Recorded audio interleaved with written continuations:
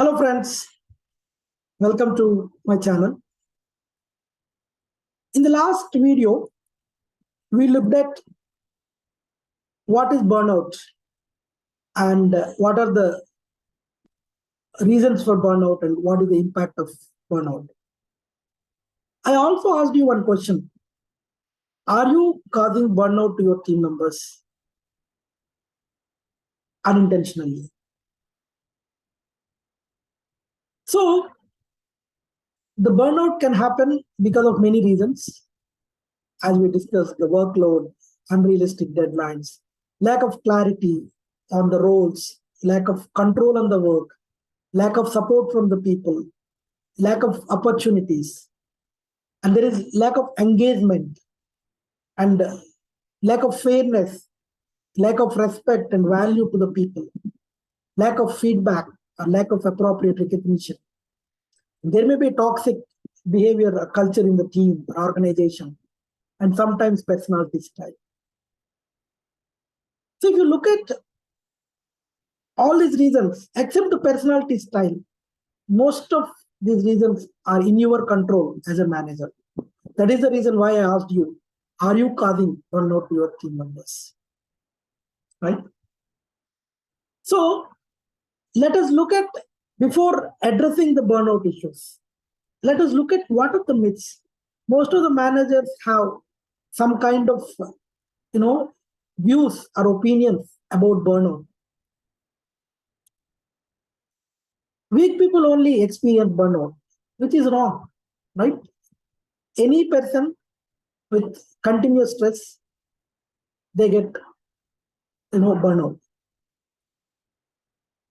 And some managers think that it doesn't fall under organization activity because the person is feeling psychological issue. It is nothing to do with the organization. No, but as we discussed and as per the definition of burnout, burnout happens only at workplace. You cannot call burnout in any other areas of life. So obviously organization and the manager plays a bigger role in managing the burnout or causing the burnout or addressing the burnout. And some managers think that, I'm not a psychologist, I'm not a psychiatrist, only they can help them. Yes, agreed. But most of the burnout issues, if that can be addressed at the early stages, then there is no need for psychologist or psychiatrist. So again, it is manager and organization. 70% of the times they can address it without even psychologist or psychiatrist help.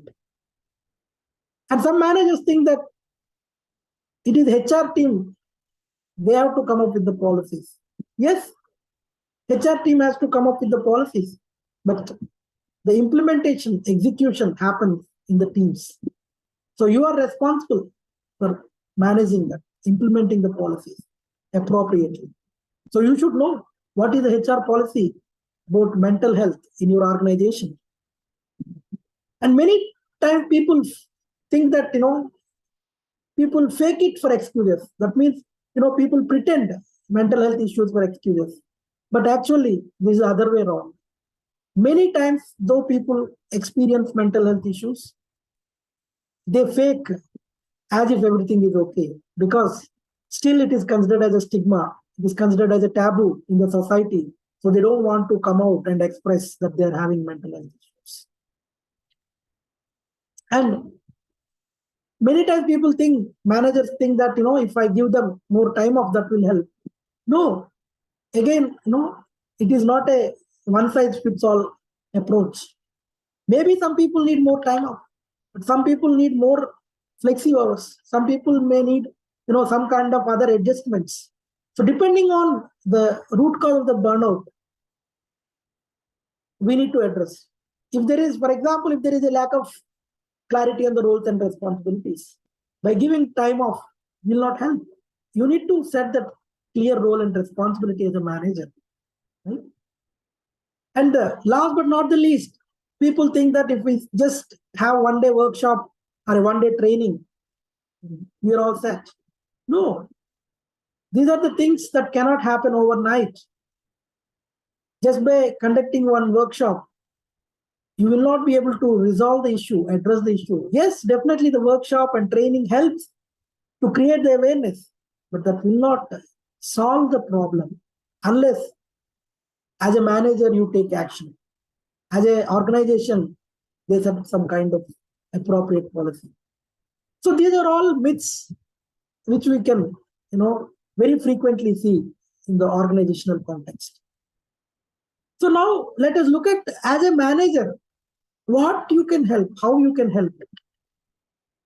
So there are general tips. Again, there is a 3-step approach. Learn, prevent, and support. As a manager, first you need to understand what is meant by burnout and what are the other mental health issues people can experience at workplace. And for that, probably you need to get trained. You may need to, get more awareness by reading the books or blogs, whatever it is. First, you need to have that proper understanding of what is burnout. And then, as I mentioned, you need to understand what is the organizational policy, how you can support your employees who are facing burnout. What is the organization policy says? So that, it will be handy for you. And then you also need to know what other resources in the organization can support employees, like employee assistance program. We call it as EAP. So you should have that information handy. And then, very importantly, you should know your team members' needs or issues. As I said, some people may get burnout because of workload. Some people may get burnout because of lack of engagement. Some people may get burnout because of lack of recognition. You need to understand why people are getting burnout. And then you need to address it. Then in terms of prevention, create awareness in mental health, mental health in your team. Now, in your staff meeting, talk about mental health, right? And discourage stigma or taboo about mental health. Very, very important. Still in our society, especially in India, we have a lot of stigma, a lot of taboo about mental health. You need to discourage that in your team by creating awareness. And then get your team members trained on how to cope up. Apart from you learning about mental health and burnout, you also train your team members. Training can happen and training can help in 2 ways. One is they can support themselves. They know how to cope up. And second thing is, in case if their colleagues are facing some issues, these people can support them. And encourage your team members to seek support. Very, very important. You need to tell the people, they have to come out and tell that I need help. There is nothing wrong in seeking support. You need to encourage that. Only when they come out and talk about their mental health issues, you can help them, your team members can help them, your HR team can help them, your organization can help them. Right? Otherwise, as I said, many people fake as if everything is okay, in spite of having a lot of mental health issues. So you may not know. So you should encourage them to seek support. Now, if some people are experiencing burnout, how you can support? How connecting one-on-ones with the team members to understand what is causing the burnout so that you can address it. And listen empathetically to your team members. If you don't listen, then they won't come to you. And if you don't listen, you will not be able to understand what exactly happening with them. Keep confidentiality of the sensitive information very important. Some people are coming and saying that I'm having mental illness. Please keep it confidential. You don't need to publicly tell that this person is going through this. That's not required at all. You can provide support, but without telling others. Or tell it in a different manner, right? Which is appropriate. And give support and space to your team members. When I say support, you can, based on your organizational policies, you can provide them the flexi hours or some flexible adjustments in the work. Or you can redirect them to, employee assistance program where they can get support. And give them some space to recover. So be a mental health champion at your workplace. Now, if you look at very specific way how you can help your team members. Connect with regular check-ins. Very, very important. You should have regular check-ins. So when we are all working in office, probably these check-ins were happening, whether it is effective or not effective. But now, because of all the remote work, hybrid model and all, that check-ins also, the regular connect also is missing. So please connect with regular check-ins, whether it is hybrid mode or in-person mode or office environment, remote, whatever it is, right? Only check-ins are the best way to understand the people. And ensure clear roles and responsibilities are assigned. Very, very important. And assign meaningful work activities.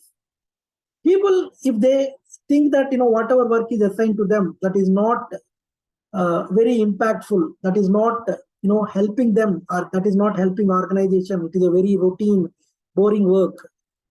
You need to understand that, and you need to assign the meaningful work. Or at least you need to explain them what is the significance of the work they are doing, so that they will get motivated. Right? Sometimes people don't know what is the significance of work they're doing. So maybe you need to explain it as a manager. Discuss workload time to time. As I said, most of the people report that burnout is happening because of the excessive workload or unrealistic timelines. So look at it. Make them part of decision making. Like, don't just dump the decisions onto them. Make them part of decision making process. Obviously, some people say yes, some people say no to whatever you propose. But at least they'll be part of the the decision making process. Whether they like it or not, that's a different thing, right? And you also will know what is the pulse of the team members, and then make them feel valued and respected. Right? And again, you need to appropriately reward and recognize the people. Many times we give feedback only to point out the mistakes. But appropriately, recognize the team for their efforts and reward them. Again, when I say reward, it need not be a promotion. It need not be money, right? It can be just, a thank you note from your boss, super boss, or appreciating them in public. Provide timely feedback, very, very important. If they are not getting feedback, they don't know whether they are on the right track or not. And at the end of the, project, or at the end of some period, if you say that it's not working properly, then they get disappointed. And get feedback from them to improve. When you get the feedback from your team members, you will know what are the systemic issues, and you can address that. Or what are the problems with other team members, whether they're cooperating, collaborating. What is the culture of your team? You will know. And then sometimes maybe they will give feedback on you, because you may not be demonstrating appropriate behaviors without knowing. So you will know that, and so that you can correct yourself as well. And build trust by being fair and transparent. Very, very important. You need to establish that trust with your team members. And discourage toxic behavior.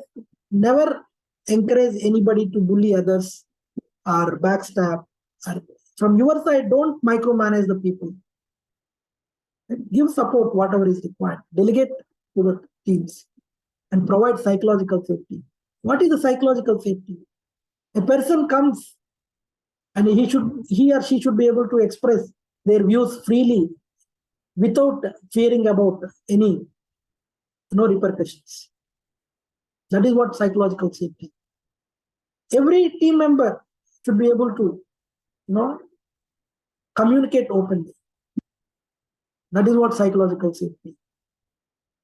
So as a manager, you need to create a happier, meaningful, and caring workplace. So when you create this happier, meaningful, and caring workplace, your team members look forward to come to the work every day. It can be remote work, it can be office work, it can be hybrid work, but they look forward to work with you. They look forward to come every day to work. That is the biggest achievement, for you as a manager. So stay tuned for more such concepts, and we will see you in the next video. Until then, please take care of yourself and bye bye.